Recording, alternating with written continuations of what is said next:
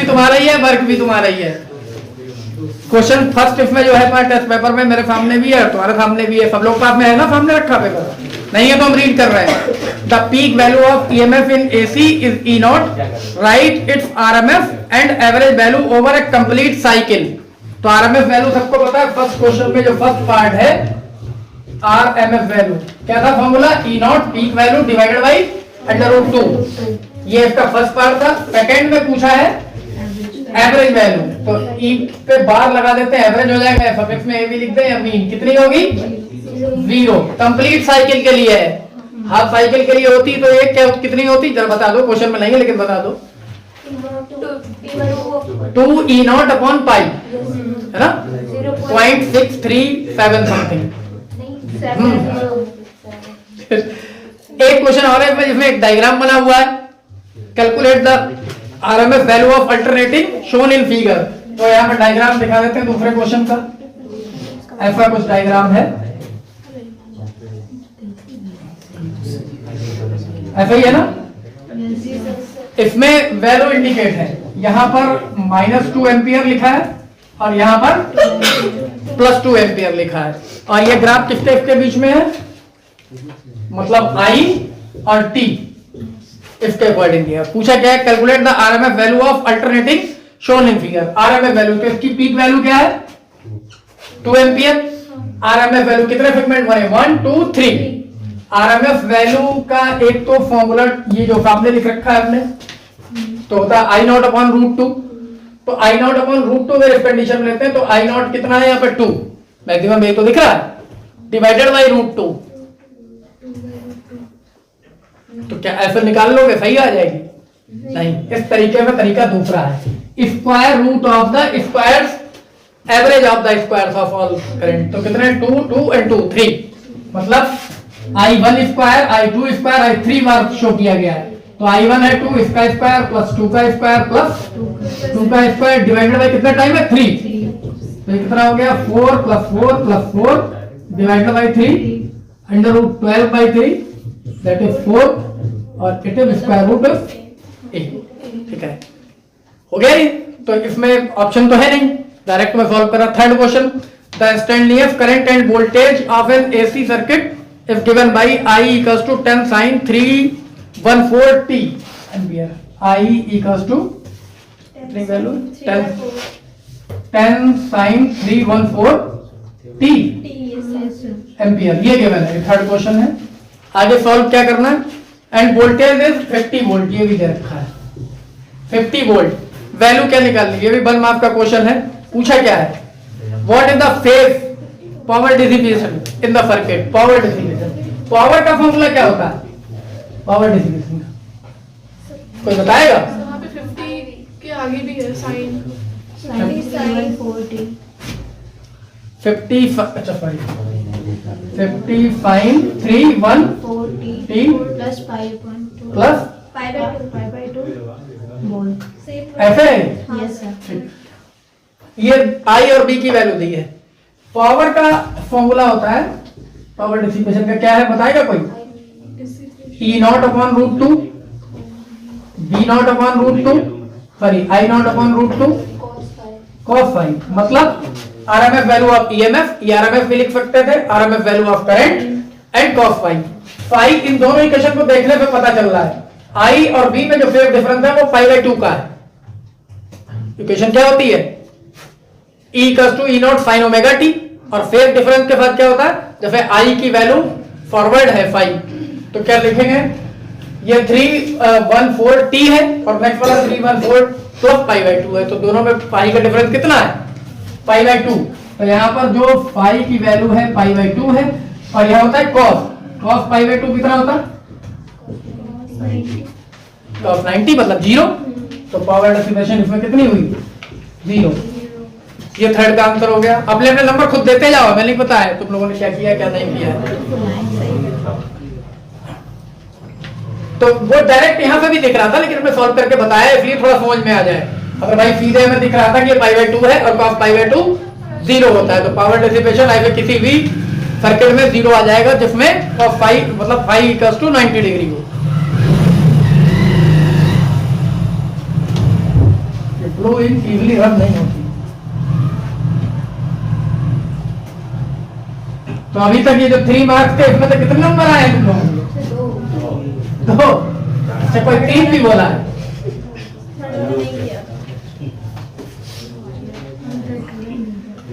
तुम लोगों की ईमानदारी तुम्हारे साथ ही रहेगी, बाहर एग्जाम में जाके करना अच्छी बात है। अभी 4th देख लेते हैं फिलहाल। सो 4th क्वेश्चन है हमारा, can ever the RMS value be equal to the peak value of an AC? क्या ऐसा हो सकता है कि एसी करंट या वोल्टेज की आरएमएस वैल्यू उसकी पीक वैल्यू के बराबर हो? कभी पॉसिबल है?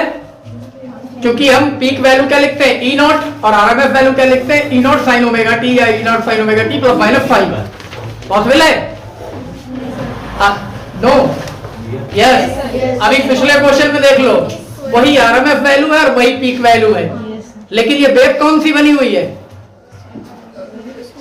वेव भी तो बनी है स्क्वायर वेव। जब कभी एसी जो है स्क्वायर वेव के फॉर्म में होगी तो आंसर में लिख सकते हो, if the AC wave is in square form then it is possible RMS value be equals to the peak value.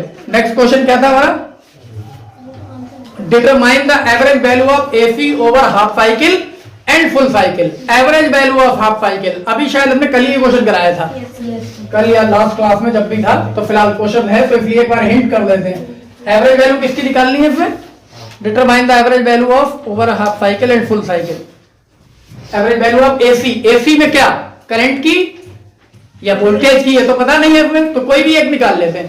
तो एवरेज वैल्यू निकालने के लिए हमने क्या किया था, ई एवरेज, इसके ऊपर बार लगा सकते हैं। पहले हाफ साइकिल T/2 और यहाँ formula E naught sine omega T dt divided by 0/t dt। इसमें हमने ई नॉट को आउटसाइड ले लिया, इसका सॉरी T/2 है, इसका इंटीग्रेशन t और T/2 मतलब 2/t यहाँ जाएगा, T/2 होगा रिवर्स होकर यहाँ जाएगा, ये सिर्फ इंटीग्रेटिंग फॉर्म में बचेगा। तो ये क्या था, minus cos omega t upon omega limit 0 to T/2, तो 2 E0 अपॉन टी, तो यही हो गया। इस ओमेगा को आउटसाइड ले आए जिसको हम 2 पाई अपॉन टी लिख सकते हैं, सॉरी 2 पाई अपॉन टी लिख सकते हैं, माइनस को भी बाहर ले आते हैं और कॉस ओमेगा की जगह 2 pi by T into upper limit T/2 minus 0, इसको कॉस 0 लिखेंगे, सॉरी कॉस 0, ठीक है। तो यहाँ देखो ये टी कैंसिल हो गया, ये 2 कैंसिल हो गया, यहाँ पर ये टी कैंसिल हो गया, 2 कैंसिल, कॉस पाई कितना हुआ, कॉस 180 मतलब -1, ये भी बन है -1 -2, माइनस यहाँ ऑलरेडी है, ई नॉट अपॉन पाई यहाँ बचा हुआ है और -2, तो -2 ई नॉट अपॉन पाई। और फॉर करंट अगर हम लिखते तो आई एवरेज लिखते, वो क्या होता है 2 आई नॉट अपॉन पाई। इसको हम सॉल्व भी कर सकते हैं, यहाँ ई एवरेज निकाला है, वहां आई एवरेज निकाल सकते थे। ये किसके लिए थी, फॉर हाफ साइकिल, और फॉर कंप्लीट साइकिल लिखेंगे तो ई एवरेज 0 होगी और आई एवरेज भी 0 होगा। रीजन एक्सप्लेन कर देते हैं, आप इसी में बता देते हैं। अगर ये साइकिल कंप्लीट होती तो यहाँ टाइम लिमिट कितनी होती, 0 टू t, और जब यहाँ पुट करते हैं ओनली t, तो ये वैल्यू कितनी बचती, 2 पाई। ये 2 अपन में होता है तो कैंसिल भी नहीं होता, तो cos की वैल्यू 2 पाई, 2 पाई मतलब 360 का मतलब वही वैल्यू होगी जो cos 0 में होगी, तो ये +1 होती है और ये -1, +1 -1 कैंसिल हो जाता है, टोटल 0 आ जाता। तो चाहे एमएफ के लिए निकाले, चाहे ये तुम्हारा नेक्स्ट क्वेश्चन हो गया। तो कोई नोटिस तो कर नहीं रहा है, सबके पास ऑलरेडी किए हुए हैं ये क्वेश्चन, अपने नंबर चेक करो सर,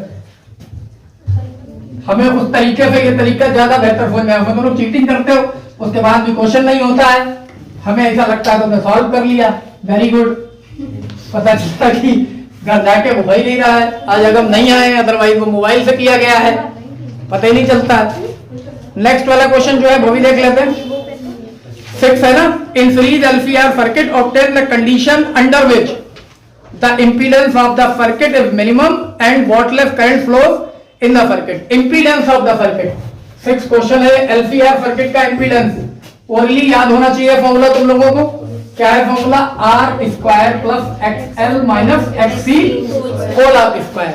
मिनिमाइज करने के लिए फॉर Z मिनिमम, ये कब होगा, जब XL = XC हो जाएगा तो टर्म 0 हो जाएगा, तो उस कंडीशन में फिर भी R बचेगा और Z = आर हो जाएगा। अभी ये और भी कुछ पूछ रहे हैं इस क्वेश्चन में, ये एक पार्ट था इसका, सेकंड पार्ट भी है। सेकंड पार्ट में इन्होंने पूछा है impedance and the circuit, wattless current flow with the circuit. Wattless current कब फ्लो होगा? तो बॉटलेस करंट पहले याद रखो, पावर का फॉर्मूला भी मैं पिछले क्वेश्चन में यूज किया, 1/2 E R, या फिर दूसरे तरीके से लिखें तो ERMS into IRMS into cos phi. इसमें ये जो टर्म होता है वो पावर फैक्टर होता है, इसका फॉर्मूला होता है cos फाई का। याद दिला रहे हैं इसलिए, अदरवाइज क्वेश्चन में इतनी जरूरत नहीं है हमें। R/Z, तो यहाँ Z भी R के इक्वल है।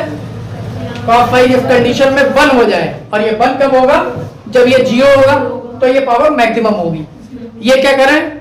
बॉटलेस करंट का मतलब क्या होता है? Which consume no power in the circuit, जो पावर खर्च ही ना करे वो बॉटलेस करंट होगा। तो वो कब पॉसिबल होगा? जब ये पावर फैक्टर 0 हो जाए, है ना। और ये 0 कब होगा? तो देख के बताओ कब 0 होगा? ये पावर कंजम्पशन 0 किस कंडीशन में होगा?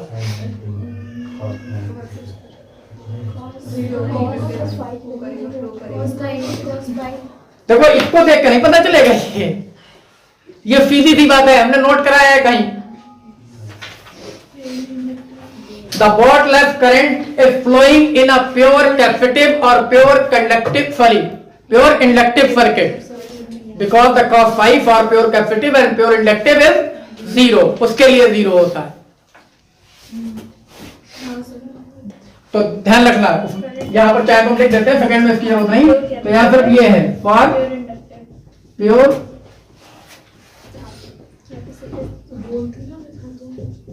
इंडक्टिव और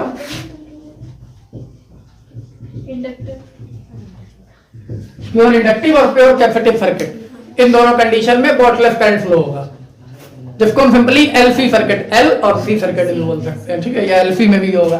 फिर नेक्स्ट वाला क्या है? Define the root mean square current, also obtain its expression। root mean square current क्या होता है, कोई बताएगा? डिफाइन की बात कर रहे हैं, जब पढ़ाया था तो डेफिनेशन मार्क करवाई थी। करंट पास होता है रेजिस्टेंस से, तो हाँ, अगर किसी, सिंपल समझ लो, अगर किसी कंडक्टर में करंट पास हो रहा है तो heat produce by the current passing through a conductor, the amount of heat produced by a current in a conductor which is produced by the alternating current in the same time in a conductor is called the RMS value of that current। और इसका formula try करना है तो ये सब है RMS IRMS। अभी recently साक्षी ने पूछा था शायद 2-1 दिन पहले, इसका मतलब होता है I बार का स्क्वायर रूट, और I बार का जब हम इसको निकालेंगे I बार स्क्वायर, तो इसका फॉर्मूला है 0 to t, कंप्लीट साइकिल के लिए होता है ये I square dt divided by 0 to t dt।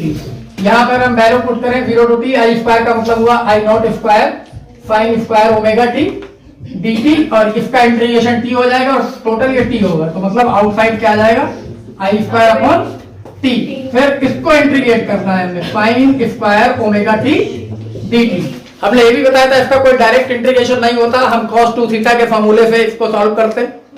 तो अगर ये विदाउट लिमिट होता तो इसका इंटीग्रेशन आता है जस्ट 1/2, और विद लिमिट है तो जो भी लिमिट है वो आ जाएगी, t/2 आ जाएगा। तो ये तुम लोग को ध्यान रखना है, मतलब इन शॉर्ट अगर हम बात करें, integration of sine square omega t dt is equal to t/2, ये वैल्यू आएगी। तो यहां पुट कर लेते हैं I not square t into क्या बोला t/2, ये कैंसिल हो गया, क्या बचा? I नॉट स्क्वायर अपॉन 2, और ये वैल्यू किसकी आई है? I बार स्क्वायर की, और IRMS के लिए हमें क्या चाहिए? I बार स्क्वायर का अंडर रूट, तो इसका मतलब इसका under root I not square upon 2, this is I not upon root 2।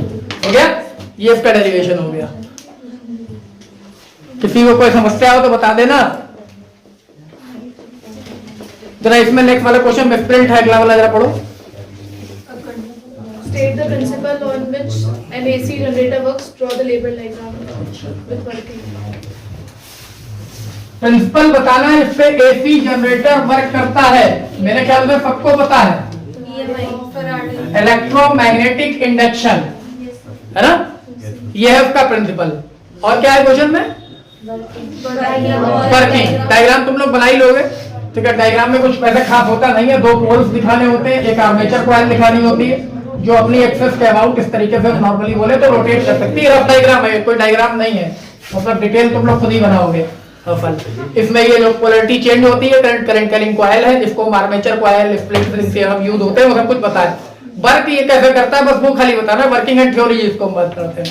तो वर्किंग एंड थ्योरी में क्या होता है कि जैसे ये when an armature coil is placed in between two strong north and south poles, क्या होगा इसमें? ये करेगा क्या? It converts mechanical energy into the electrical energy. तो जैसे ही ये रोटेट होगा, the magnetic flux associated with the armature coil is changes, and according to Faraday law, an EMF is induced across the ends of this coil.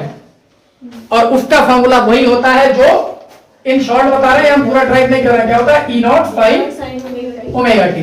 कैसे drive करते हैं रफली एक बार बता देते हैं, ये डेरिवेशन इसमें मेन है। फाई का फॉर्मूला होता है BA cos theta, cos theta को हम लिख सकते हैं omega T.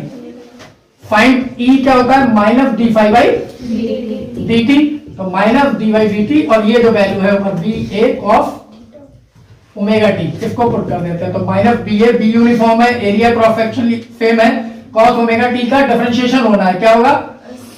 Minus sign omega T और फिर ओमेगा टी का ओमेगा, तो माइनस रिमूव हो गया, यहाँ क्या बचा? BA omega sine omega T, ये E की वैल्यू है। और तुम्हें पता है किसी भी इक्वेशन में अगर लेफ्ट हैंड साइड जो क्वांटिटी है उसकी मैक्सिमम वैल्यू तब मिलती है जब ट्रिग्नोमेट्रिकल रेशियो की वैल्यू 1 हो जाए।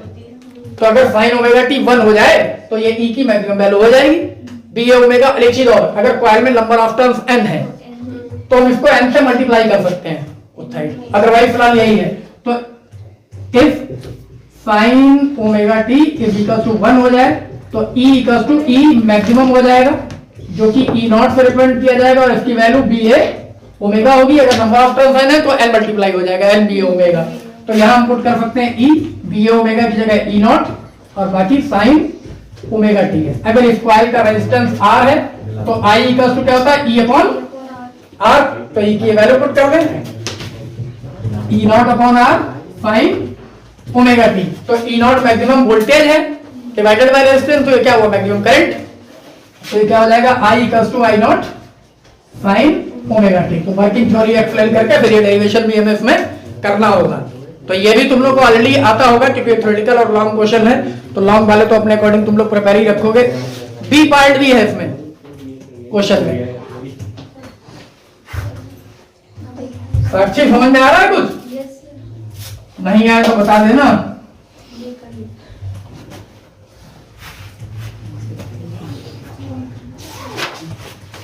अभी इसमें एक बी पार्ट भी है इसी क्वेश्चन में।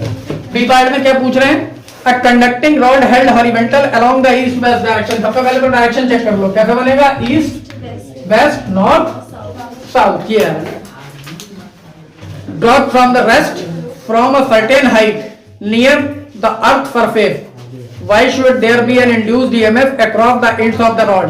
पूछना चाह रहा है एक हॉरिजॉन्टल रॉड है जो ईस्ट वेस्ट डायरेक्शन में हॉरिजॉन्टल रखी है और नीचे ड्रॉप कर दी गई है अर्थ के मैग्नेटिक फील्ड में, इसके एंड के अक्रॉस एक ईएमएफ डेवलप होगा, क्यों होगा ये बताना है, ठीक है।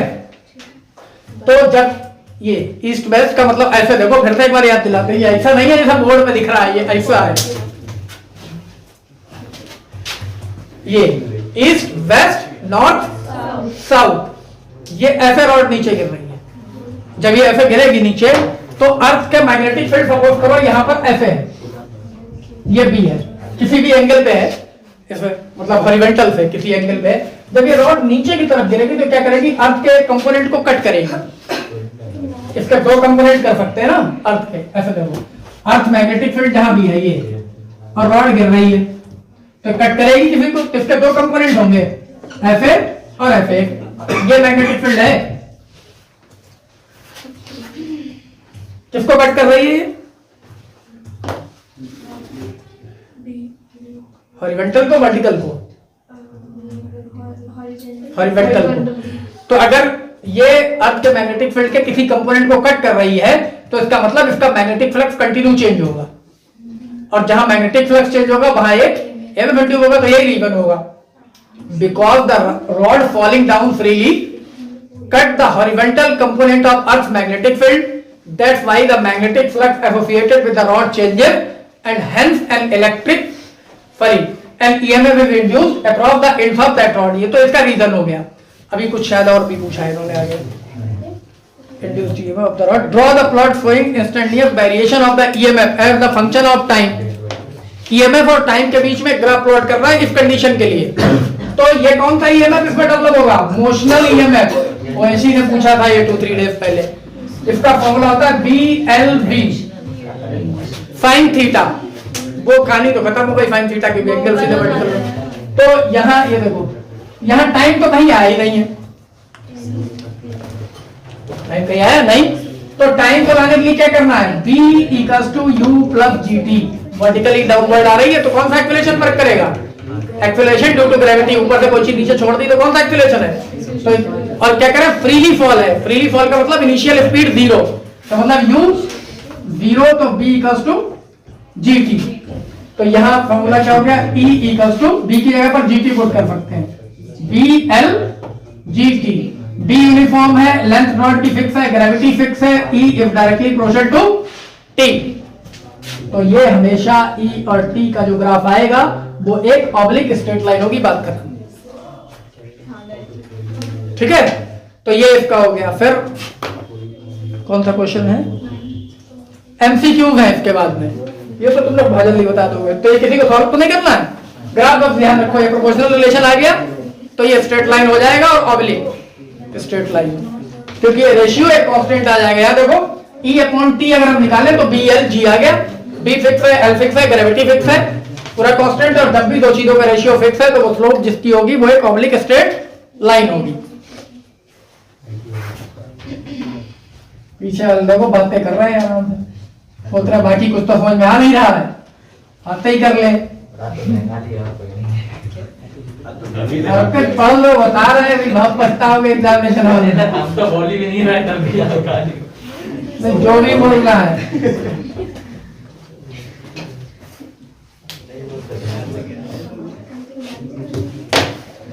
नेक्स्ट क्वेश्चन है हमारा 9। बहुत सिंपल था तो तुम लोग सीधे ही बता दोगे। The core of any transformer is laminated so as to, 4 option given है ABCD।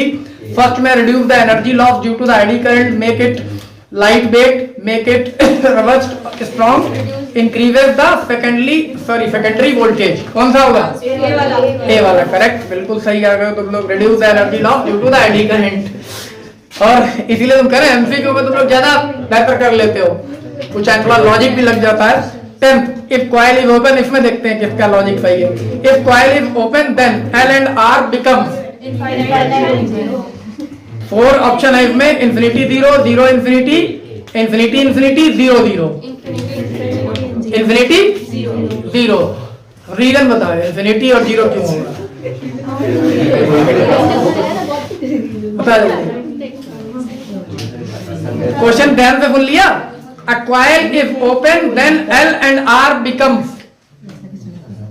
तुम लोगों ने बोला इन्फिनिटी 0, कॉइल है तो डेफिनेटली R रेजिस्टेंस होगा ना, वो है किसी वायर का तो बना होगा, तो वायर का रेजिस्टेंस 0 कैसे कर दोगे? The resistance of any wire और conductor is directly proportional to its length and inversely proportional to its cross sectional area. तुम बोल रहे इन्फिनिटी 0, इसका मतलब रेजिस्टेंस 0, कॉइल का रेजिस्टेंस 0 कैसे हो जाएगा? नहीं होगा ना, गलत हो गया मतलब। सर बी वाला होगा इसमें। होगा मतलब तुक्का? नहीं लिखा है। हाँ, L is 0, R is infinity. देखो द करेक्ट ऑप्शन जो भी हो, ABC जो भी हो।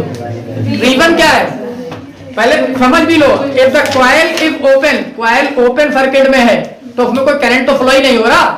जब करंट फ्लो ही नहीं हो रहा तो सेल्फ इंडक्टेंस आएगा कहां से? पूरा। तो इसलिए L 0, लेकिन रेजिस्टेंस तो रहेगा, रेजिस्टेंस इंफिनिटी क्योंकि कनेक्ट ही नहीं है कहीं। 11th question, the peak value of AC voltage of 220 volt mains. तो मेंस का मतलब होता है RMS। कितना दिया है? 220 वोल्ट। तो इसकी पीक वैल्यू कितनी हो जाएगी? 220। B0 = BRMS √2। तो ये 220√2 हो गया। कोई ऑप्शन है ये? सी वाला है, तो सी करेक्ट हो जाएगा। फिर 12th क्वेश्चन है और ये लास्ट क्वेश्चन भी है। What is the value of inductance L of which current is maximum in series LCR circuit with C equals to 10 microfarad and omega equals to 1000 second inverse. इनमें से एक निकालना है। What is the value of inductance L for which the current is maximum. Current maximum कब होता है? जब circuit resonance की कंडीशन में होता है LCR में, मतलब XL इक्वल्स टू XC। एक मिनट, ये वाली condition XL equals to XC मतलब omega L equals to 1 upon omega C। और यहां से निकालना क्या है? L, तो 1 अपॉन ओमेगा स्क्वायर C हो जाएगा। 1 अपॉन ओमेगा कितना दिया है? 1000 इसका स्क्वायर, और C की वैल्यू कितनी है? 10 माइक्रोफैरड। तो 10 इंटू 10 की पावर -6, तो यह क्या हो गया? 1 अपॉन ये 3 है, इसका स्क्वायर करेंगे 10 की पावर +6, 10 इंटू 10 की पावर -6, ये और ये कैंसिल, 1/10 मतलब 0.1। कोई ऑप्शन है क्या? 0.1 तो इसमें कोई ऑप्शन ही नहीं दिख रहा। फिर